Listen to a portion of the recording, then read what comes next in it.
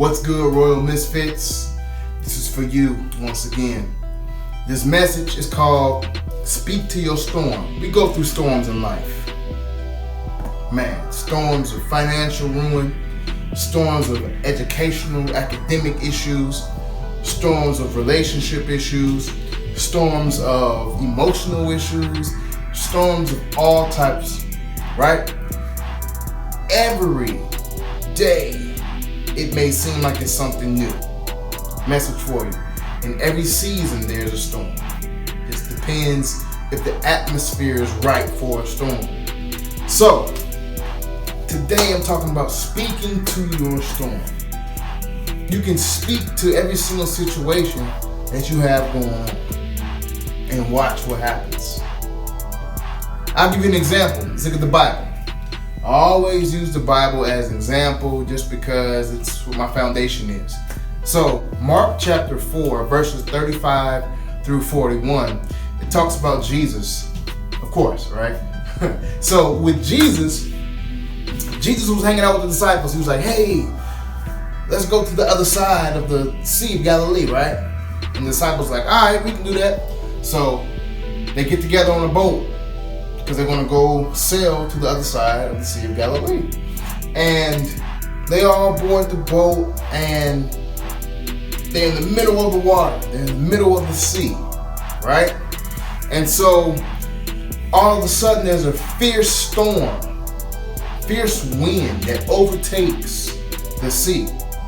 And it's so strong that the water begins to raise over the boat and attack the boat. The water attacks the boat.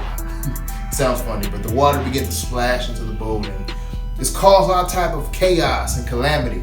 And so the disciples, they feared for their lives. They're like, wait a minute, what's going on? This storm is too real. Some of y'all might be saying that with the situation that you may be dealing with. The storm, the problem that I'm going through right now is too real for me to really deal with. It's too real. I can't grasp it. It's too much crashing in on me at one time. I need a break. I need some peace. I need some understanding. If that's you, just hold on, because the story gets better. So the disciples are going crazy, right? On the boat. Man, what's going on? We're gonna die. We're gonna die. We're gonna die. Otis, we're gonna die. Otis is not a name of any disciple, but I just made it up because it sounded funny. So they're searching all over the boat, trying to gather their belongings, gather themselves, protect themselves from the water, So they say, you know what, where's Jesus? So they go looking for Jesus in the boat. And they find Jesus in the bottom of the boat. Guess what Jesus was doing? Jesus was asleep. How can he sleep? And the disciples were probably thinking this. How can you sleep in the middle of this storm? Do you not fear for your life and our lives the same? Right? So they woke him up and they said, Jesus, how are you not fearing for our lives? We're fearing for our lives. What's going on? Jesus was irritated because you woke him up out of his slumber. He's been performing miracles all day. He's been raising the dead, healing sick, making people blind eyes open and people with no mouth, making them talk. He's just doing all types of miracles, right? So he was tired. So what happens is he gets up, he says pretty much, hush, peace be still. I believe that he was talking not just to the wind and the sea, but he was also talking to the disciples because he had been spending time with the disciples. The disciples knew him, right?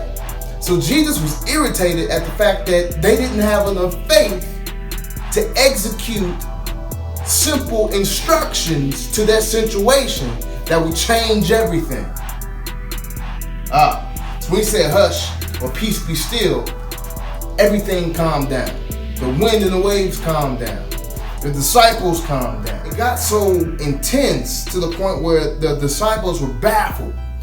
And they said, well, first Christ said, do you not have faith in me? We've been together through all this stuff and you still question or have a problem trusting who I am in your life or who my dad is. You still don't trust me? I believe that's what Jesus is saying to most of us, even myself, in different situations that I embark on. Man, Chris, I've been there for you. I've been there for you in sickness. I've been there for you with your family. I've been there for you with your esteem. I've been there for you with emotional issues. I've been there for you with your academics. I've been there for you in every area of your life. And this storm that you're going through right now is going to make you forfeit everything that I've been there for you in. And you're going to doubt me in this moment because it doesn't seem clear. No, bro.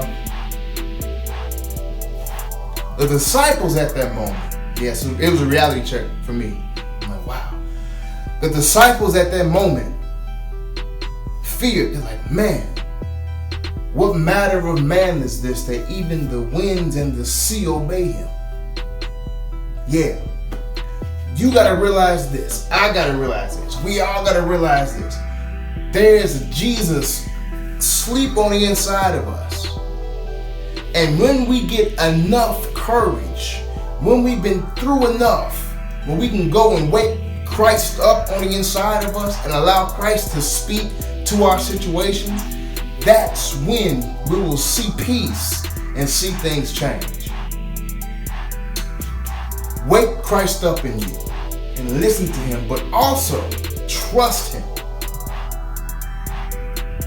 Because the winds and the waters that are rushing in, attacking you and making you feel some type of way,